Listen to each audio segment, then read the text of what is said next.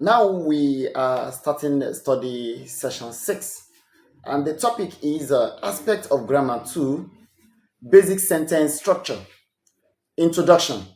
This aspect of the course will help the students to have a better understanding of how sentences are formed.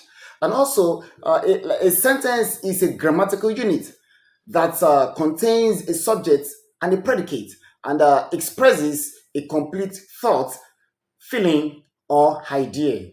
Okay, a sentence is said to contain an explicit or implied subject and a predicate containing a finite verb. So, in writing, a sentence begins with a capital letter and ends with a question mark, an exclamation mark, or a full stop. Now, sentence definition.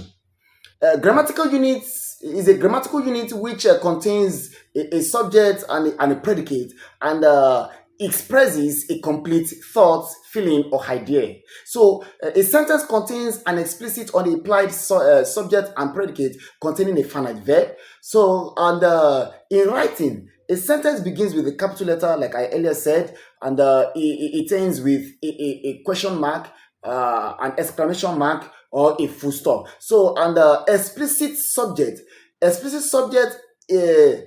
subject that is fully revealed or expressed without vagueness, implication, or ambiguity. So, leaving no question or as to who is being referred to, and the implied subject is a subject that is not ever clearly mentioned. That is, pass the salt, the subject is not mentioned.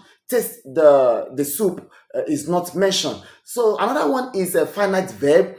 There are mainly two types of finite or verbs in English. We have the finite and the non-finite. So finite verbs change their forms when there is a change in the number or person of the subject. So finite verbs also uh, have different forms in different tenses. Look at example number one. My sister spoke French on holiday. My sister spoke French on holiday. And look at number two, example number two there. David plays the piano.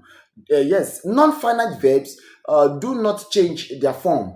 Yes, when the number or person of the subject changes, the number or the person of the subject might change, but the form is not changed. So example is dancing, to dance, verbs with ing and to infinitive. So we have sentence classification. We have the structural classification and the functional classification. And when we're talking about the structural classification, we're talking about the simple sentence, we're talking about the compound sentence, we're talking about the complex sentence, we're talking about the compound complex sentence. And when we're talking about the functional classification, we talk about the declarative, we talk about the imperative, interrogative, and exclamation. Now, when we're talking about the first one is a simple sentence. It contains, it consists of only one independent clause. It consists of only one main clause or one principal clause. So it has no dependent clause, no dependent clause or clauses. Examples: the boy stole. The boy stole my pencil. The boy stole my pencil. Now, if you see in this sentence above, it is a main clause. No subordinate clause is added to it. Only one main clause. And now, example number two, the boy gave the pencil to his friend.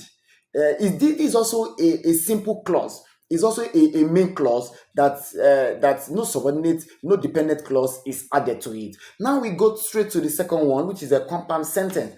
Compound sentence, we have two or more main independent clauses joined by a colon or a semicolon, a coordinating or correlative conjunctions. That is a compound. So no subordinate clause or clauses added to it. Now, the simple definition of compound sentence is that we have two clauses there. two main clauses joined by a coordinating conjunction. So that is a compound sentence. So we have examples of coordinating conjunctions. We have a and, we have a but, we have or, we have nor,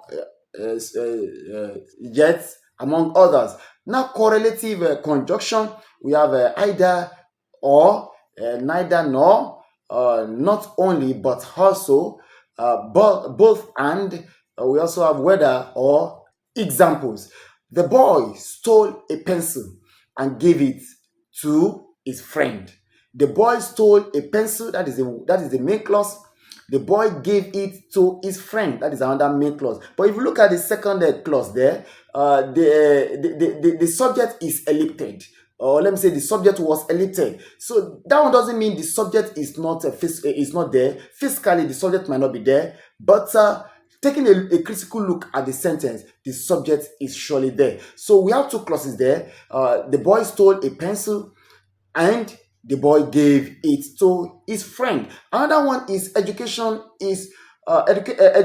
in pre-literate societies was motivated by the need to survey. The need to survey. It therefore involved sharing survival skills. That is just that. Now we go to complex sentence. Complex sentence, it consists of one main independent clause, one or more subordinate clauses, joined by a subordinate conjunction, which establishes a relationship between the main and the subordinate clause. That is a complex sentence. So in that case, we have two clauses there. Two clauses, one is main clause, one is subordinate clause. So now a conjunction may indicate a cause, because now that it expressed a period of time or location, since, where, while, when, creates a comparison, okay, as if, more than, establish a result, so that provides information about a preceding noun or pronoun, that which who. Examples: so after the boy stole a pencil, he gave it to his friend.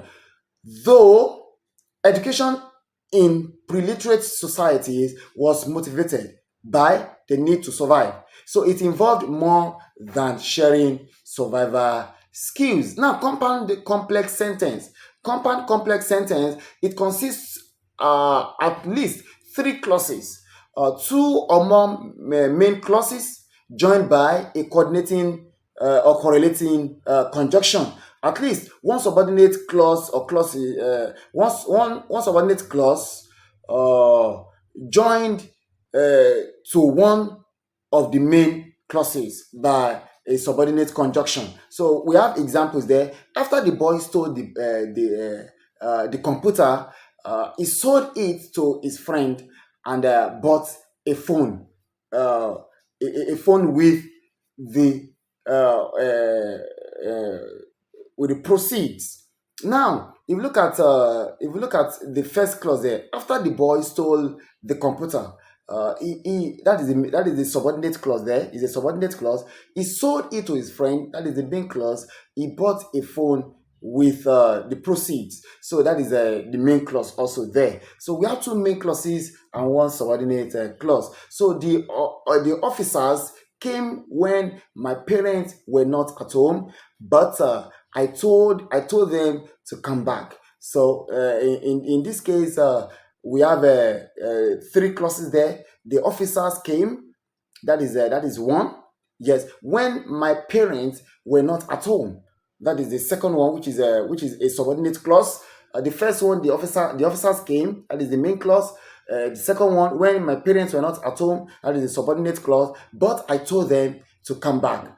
That is another main clause. So in that case, we have a compound complex sentence. Now, in summary, as you can see in this unit, the English sentence cannot be spoken or written anyhow. So it follows a particular rules and regulations. So again, a combination of simple compound complex and compound complex sentences make communication in English flows smoothly. So also in this unit, you have learned the types of sentences in English.